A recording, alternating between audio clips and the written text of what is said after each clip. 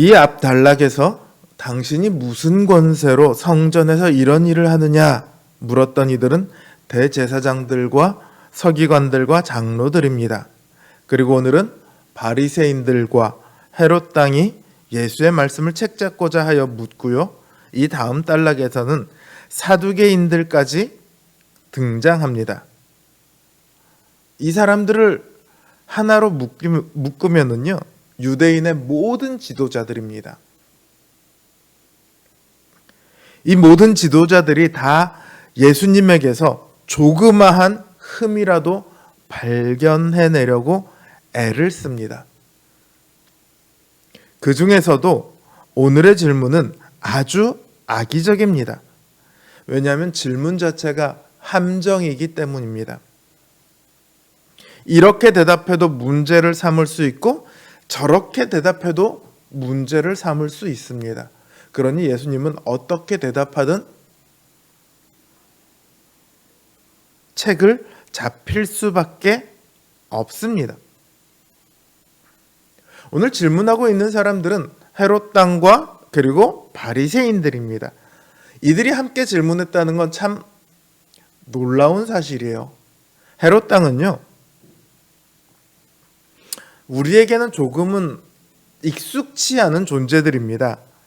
그래서 헤롯 당? 뭐 이렇게 들으면 헤롯 일파에게 빌붙어서 마치 매국노처럼 그렇게 행동하는 사람처럼 보일 수도 있겠지만 사실 헤롯 당들이 진정으로 원하는 것은요, 이 이스라엘을 한데 결집시켜서 언젠가는 다시 자유를 찾는 것입니다. 다만 그때까지 자신들의 땅과 정체성을 지키기 위해서는 이 헤롯 정권이 필요하다 이렇게 생각하는 거예요. 왜냐하면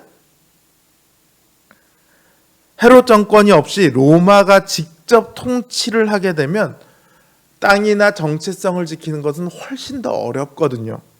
그러니까 이들은 어느 정도 헤롯 정권에게 지지도 보내주고 또 그들과 친분을 잘 맺어 놓습니다. 거기에 반해서요, 바리새인들은 로마의 이 팔레스타인 땅 지배 자체를 굉장히 싫어합니다. 로마도 싫어할 뿐만 아니라 로마가 세운 헤롯과 그들의 동조하는 헤롯 땅도 굉장히 싫어합니다. 하나님의 거룩한 백성들을 감히 누가 다스릴 수 있겠냐, 이제 이런 생각을 가지고 있죠. 그러다 보니까 헤롯 땅과 거의 원수 사이입니다. 이처럼 거의 원수 같은 두 그룹이요, 예수님께 같이 나와서 묻고 있어요. 왜 같이 나왔을까요? 예수님을 무너뜨리기 위해서. 이들은 묻습니다. 가이사에게 세금을 바치는 것이 옳습니까? 옳지 않습니까? 왜 이 질문을 들고 나왔을까요? 이 질문은요, 평소에 바리새인들과 헤롯 당이 늘 싸우던 문제입니다. 그들은 이 문제를 놓고 늘 싸웠고요, 늘 결론을 내지 못했습니다. 바리새인들은 로마 정권을 싫어한다고 그랬어요. 그러니까 황제에게 세금을 내지 말자. 우리는 하나님의 백성이기 때문에 여기 얘네들한테 세금을 낼 필요가 없다. 이렇게 주장을 합니다. 거기에 반해서 헤롯 당은 세금을 내야 한다. 그래야지 이 헤롯 정권이 유지가 되고 차라리 헤롯 정권이 다스리는 것이 로마가 직접 다스리는 것보다 훨씬 낫지 않냐? 좀 더 현실주의자 쪽에 가깝죠. 이들은 이 문제를 가지고 늘 싸웠어요. 다르게 말하면 예수님께서 어느 쪽을 대답하더라도 반대쪽에게서는 욕을 먹게 되어 있다는 거죠. 세금을 내자고 하면 바리새인들이 욕을 할 거고요, 세금을 내지 말자고 하면 헤롯 당들이 욕을 할 겁니다. 그들이 이 문제를 들고 나온 것은요, 자기들도 결론을 못 냈던 것인 만큼 예수님께서 어느 쪽 결론을 내도 문제를 삼을 수 있다, 이렇게 생각해서였어요. 참 악의적이죠. 그들 스스로는 매우 지혜로운 함정이라고 생각을 했을 겁니다. 근데 주님은 그들의 그런 마음을 이미 알고 계시죠. 그들의 그 얕은 수작에 넘어갈 주님이 아니시죠. 주님께서 데나리온을 가져오라고 하십니다. 데나리온 동전을 가지고 왔더니 그 동전을 이렇게 들어 보이시면서 이 데나리온에 누구의 얼굴과 누구의 글이 적혀 있느냐, 이렇게 물으십니다. 이 데나리온 동전에 그 당시에는 황제 카이사의 얼굴이 그려져 있습니다. 아마도 이 당시 직전의 황제였던 그 티베리우스 황제가 의 동전이 아마 그 데나리온에 그려져 있었을 겁니다. 그리고 그 데나리온에는요, 가이사를 신 그리고 대제사장 이렇게 표현하고 있는 글이 적혀 있습니다. 예수님께서 그거를 보시면서 묻는 거예요. 이거 누구 거냐? 그들이 이야기를 하죠. 그거 가이사 건데요. 예수님께서 이렇게 말씀하십니다. 가이사의 것은 가이사에게, 하나님의 것은 하나님께 바치라. 이 말씀에 저들은 아무런 대꾸도 하지 못합니다. 가이사에게 바치지 말라는 것도 아니고 하나님께 바치지 말라는 것도 아니죠. 얼마나 지혜롭습니까? 근데 이것이 단순히 예수님의 지혜 때문에 예수님께서 이 함정에서 벗어날 수 있었는가? 그렇게 따지면 우리가 함정에 빠졌을 때 우리는, 예수님만큼 지혜롭지 못한 우리는 그 함정에서 어떻게 벗어날 수 있을까요? 사실 오늘 이 가이사의 것은 가이사에게, 하나님의 것은 하나님에게, 이 말씀만 가지고도 따로 설교 몇 편을 만들어낼 수 있습니다.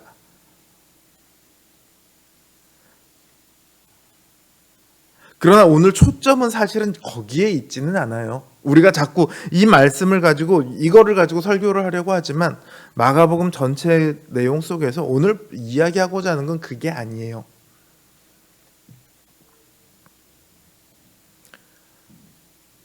오늘 초점은 신자의 정체성이 아닙니다.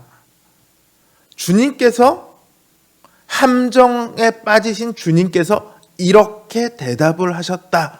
여기에 초점이 있어요. 여러분 생각해 보세요. 만약에 주님께서요,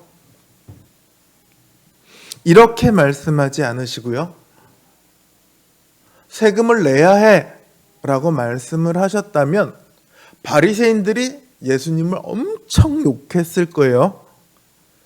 그런데 반대로 헤롯 당들은요, 이 예수 봐라? 이 예수가 우리 헤롯 정권을 위협하는 사람인 줄 알았더니 그게 아니네? 그러면서 예수님께 대한 모든 적대적인 행위를 취소했을 거예요.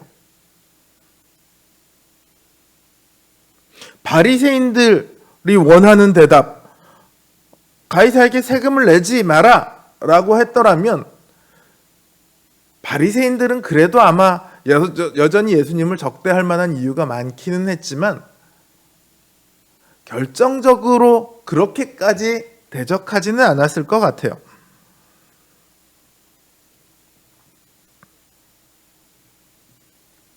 그런데 주님께서는 어느 한쪽을 선택하지 않았어요. 자기 편을 만들려고 하지 않았어요. 그 사악한 함정 앞에서도 주님은 주님께서 가야 할 길, 곧 죽음을 향해 흔들림 없이 걸어가십니다. 그래서 어느 쪽의 편도 들지 않으셨던 거예요. 예수님께서 어느 쪽도 지혜롭게 대답을 하셔서 이들의 질문을 다 이기셨다, 이 문제가 아니고요. 예수님께서 그들 어느 누구의 편도 되지 않으셨다.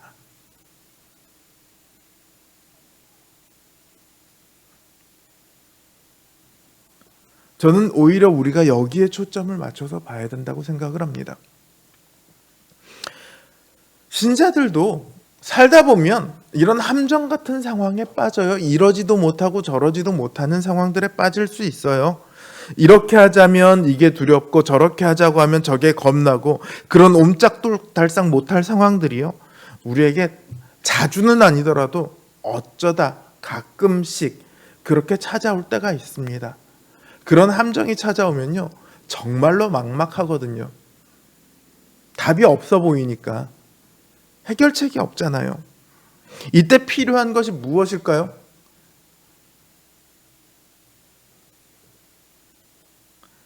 세상의 지혜가 아니에요. 신자들이 어려움을 이겨낼 수 있는 것은요, 세상의 지혜가 아니라 진리에 기반한 성경이 가르치는 지혜입니다. 성경은 우리에게요, 야, 어느 쪽이 더 유리하니?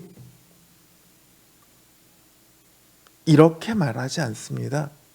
더 유리한 쪽을 선택해, 절대로 이렇게 말하지 않습니다. 어느 쪽이 덜 아프니 덜 아픈 쪽에 가서 맞아, 이렇게 말씀하지도 않으세요. 성경은 아프더라도, 우리에게 손해가 나더라도 우리가 가야 할 길이 무엇인지를 우리에게 말해줍니다. 주님께서 바로 그 길로 걸어가셨던 거예요. 어느 쪽을, 한쪽을 선택했으면 조금 덜 아팠을 텐데, 아마 저 같았으면 이렇게 저렇게 계산을 굴려보면 헤롯 땅 편을 들었을 것 같아요. 가이사에게 세금 내야지! 그러고 헤롯 땅들의 도움을 받았을 것 같아요. 근데 주님은 그렇게 하지 않으세요. 양쪽 모두에게서 비난을 당하시는, 양쪽 모두에게서 미움을 받는 그 길을 걸어가십니다. 그래야 죽으실 수 있거든요. 그래야 이 땅에 오신 목적을 다하실 수 있거든요. 우리의 삶 속에서도요, 무엇이 더 유리한지, 무엇이 덜 아픈지, 무엇이 더 편한지, 무엇이 더 좋은지, 이게 기준이 아니라 성경이 우리에게 가르치고 있는 그 진리가 우리의 기준이 되길 바랍니다. 그 진리를 따라 걸어갈 때 하나님께서 우리의 삶에 진실된 빛을 비춰 주실 것입니다.